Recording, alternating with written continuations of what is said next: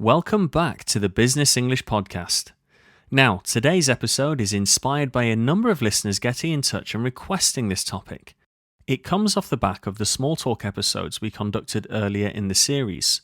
If you haven't listened to them already, be sure to go back and listen to them as they are packed full of useful networking material. However, their observation and request was something that was not covered in these episodes. And it is admittedly a vital addition to a professional's networking ability. But what is this skill? Well, today's episode is titled Determined Networking in the Face of Refusal. As we know, networking is an essential skill for any professional, and being able to navigate conversations effectively can significantly impact your career growth. But what happens when the person you're trying to network with doesn't seem to be interested in continuing the conversation or following up with you? In this episode, we'll discuss how to use a little professional persistence and continue networking in these situations by using the right phrases, techniques, and considerations. After all, it is often a professional's tenacity that is the key component to their success.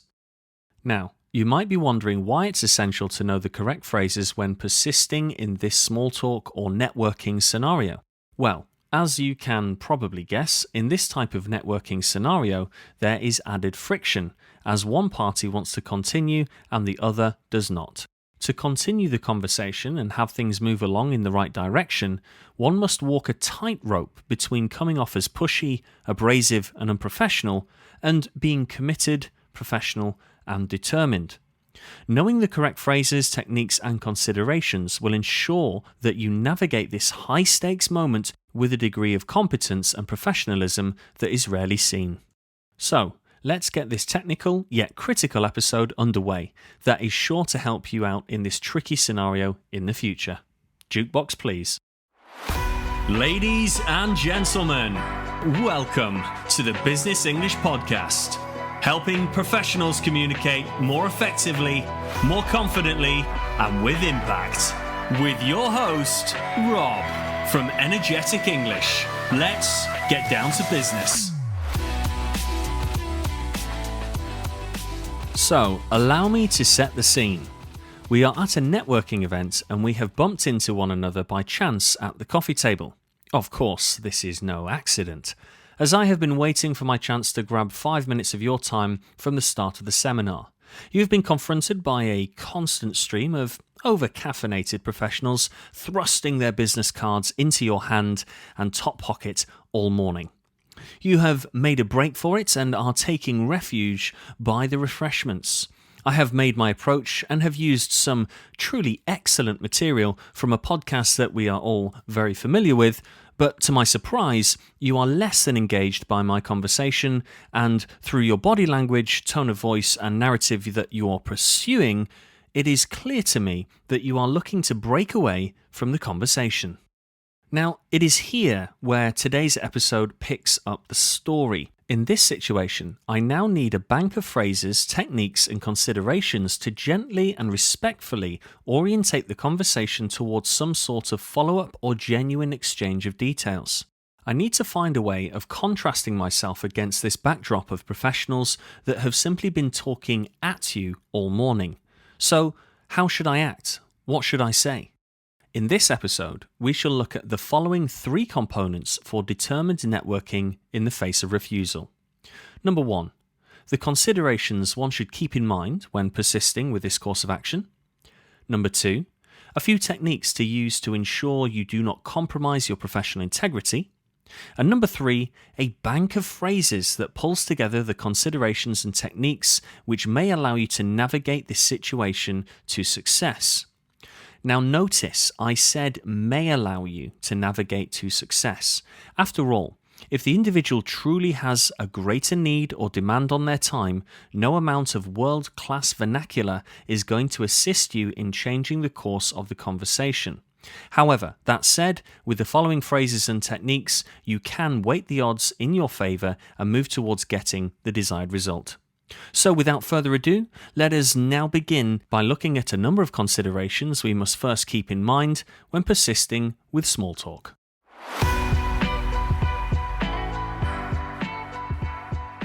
In this section, we're going to lay out 8 considerations that you should bear in mind when attempting to push a little further with your small talk despite being initially closed down by the other party. Remember, these are just a few considerations, but keeping them in mind when in this potentially fractious situation will put you in a more favourable networking position than without them. Here are the 8 considerations. Number 1. Timing. Be aware of the other person's schedule and don't push too hard if they seem genuinely busy. Number 2. Cultural differences. Be sensitive to cultural norms and adjust your approach accordingly. Number 3. Accepting rejection. Understand that some people may not be interested, and it's important to gracefully accept this and move on to other opportunities. Number 4. Personal boundaries. Be mindful of the other person's personal boundaries and avoid being overly persistent or intrusive. It's important to strike a balance between showing your interest and respecting their limits. Number 5. Non-verbal cues. Pay attention to the other person's body language and facial expressions. If they appear uncomfortable or disinterested, it may be time to change the topic or gracefully end the conversation. Number 6. Frequency of follow-ups. When attempting to continue a conversation or follow up with someone, avoid excessive messaging or communication. Too many follow-ups can come across as desperate or annoying. Number 7. Balance of conversation. Ensure that the conversation is balanced, with both parties contributing equally. Avoid dominating the discussion or steering it solely towards your interests, as this may make the other person less likely to want to continue the conversation. And number 8, emotional intelligence. Demonstrate empathy and understanding by being aware of the other person's emotions and responding appropriately.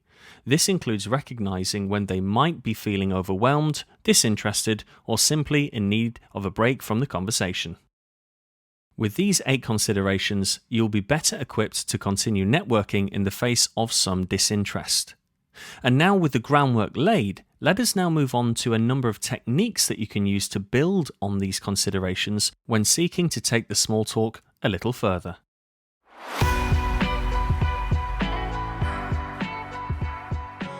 With the foundational considerations in our heads, we can now move on to the more practical measures that will begin to assist us when we want to be more determined with our networking efforts, without appearing too domineering or unprofessional. The following 8 techniques are more practical in nature than the aforementioned considerations. They all begin with a verb, intentionally. This is to get you to do them rather than just observe them. So for each one, imagine how you could integrate it into your networking situation in a way that sets you up for success and enables you to continue networking in your own style. Here are the 8 techniques. Number 1. Provide value. Offer useful information or resources that are relevant to the person's interests or profession. Number 2. Be genuinely interested. People are more likely to engage with you if they feel you're genuinely interested in their perspective. Number 3. Find common ground.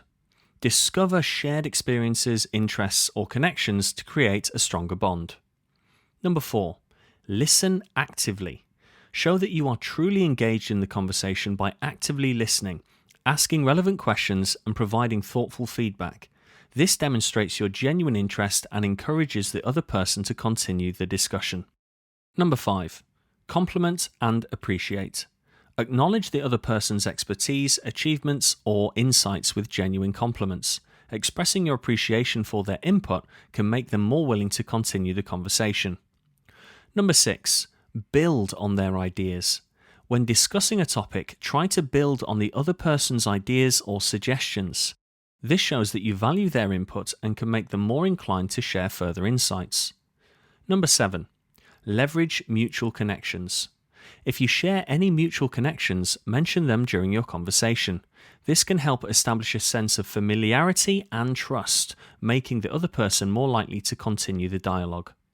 And number 8. Be adaptable and flexible. Be prepared to switch topics or adjust your approach if the current conversation isn't resonating with the other person. Demonstrating your adaptability can help keep the conversation flowing and maintain their interest.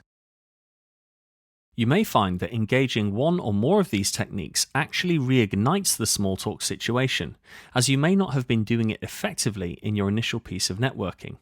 At this stage, you may not even need to use the phrases in the next section as the small talk begins to pick up momentum, which is great. However, if you do still find yourself up against a bit of a wall, then let us move on to the final section on today's episode, where we discuss the exact phrases we can use to unlock the conversation and get it flowing again. In this section, we will look at a variety of phrases which can be used in a plethora of instances of difficult networking scenarios, where the individual you're exchanging dialogue with is less than receptive. Some of these phrases can be used at the start, toward the end, or halfway through your conversation. Clearly adapt them to your own needs and see which ones work and feel best for you. As ever, I will be repeating the phrases twice before pausing for you to drill, note down, and internalize the phrases. The pause is there for you, so please use it to your advantage. Okay, here are 10 phrases for determined networking in the face of refusal. 1. I hope I'm not intruding, but I'd really appreciate the opportunity to discuss our shared interests further. Could we find some time to chat? I hope I'm not intruding, but I'd really appreciate the opportunity to discuss our shared interests further. Could we find some time to chat?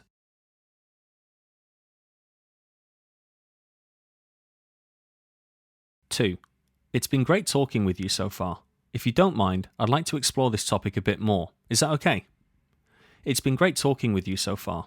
If you don't mind, I'd like to explore this topic a bit more. Is that okay?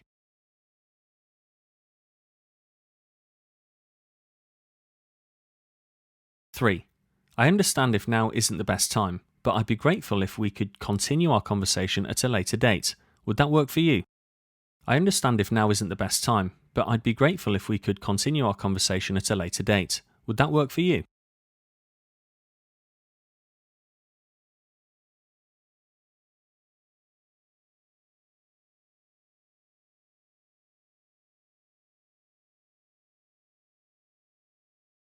4.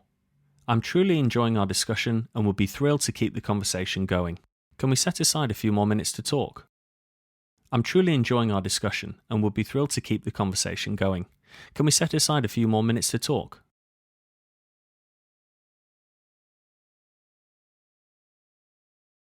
5. I apologise if I'm taking up too much of your time, but I believe we have a lot in common. Can we chat for a bit longer? I apologise if I'm taking up too much of your time, but I believe we have a lot in common. Can we chat for a bit longer?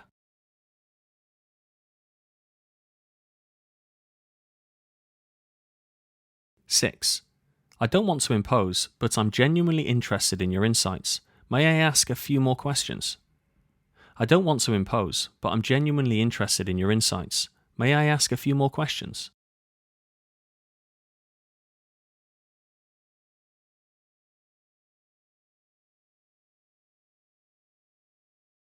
'I appreciate your time and I would like to learn more about your experiences. Would you be open to continuing our conversation?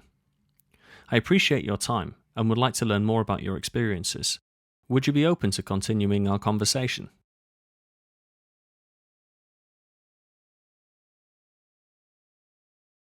8. I hope I haven't caught you at an inconvenient time, but I'd love to discuss this further. Is it possible to schedule a follow-up conversation? I hope I haven't caught you at an inconvenient time, but I'd love to discuss this further. Is it possible to schedule a follow-up conversation?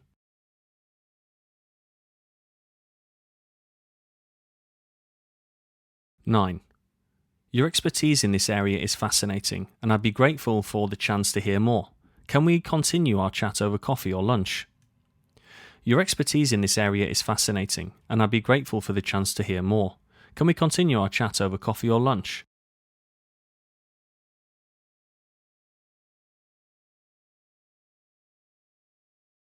10.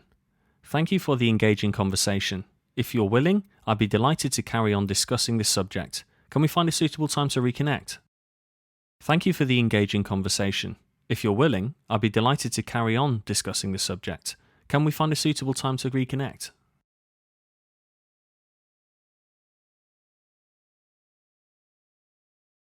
With these 10 phrases, you'll be able to construct your own unique sentences that fit in with your own scenario. Be sure to rehearse them before any networking event, as with all the phrases from the previous episodes. This will ensure that you are able to deliver them confidently when under pressure and still maintain your professional composure. Well, that brings us to the end of today's episode of the Business English Podcast. I hope you found these tips for determined networking in the face of refusal helpful, and that you feel more confident navigating challenging networking situations. Remember, the key to successful networking lies in being a little persistent, respectful, and genuinely interested in the other person's perspective. By using the right phrases, employing the effective techniques, and being mindful of the aforementioned key considerations, you can turn even the most difficult and seemingly disastrous conversations into valuable connections and opportunities for growth. As always, I encourage you to put these tips into practice in your professional life, and don't forget to share your experiences with our community. You can do this by visiting our website at www.thebusinessenglishpodcast.com, where you'll be able to find transcripts, bonus materials, and access to our exclusive group of professionals looking to improve their professional English skills. If you found this episode helpful and think it could benefit someone else, please share it with your friends and colleagues. And if you haven't already, don't forget to subscribe to the podcast on your favourite platform so you never miss an episode. We also appreciate your ratings and reviews, as they help us reach more people and provide better content tailored to your needs. So if you have any questions, suggestions, or topics you'd like us to cover in future episodes, please reach out via the website or social media. We love hearing from you, and your input helps us make this podcast even better.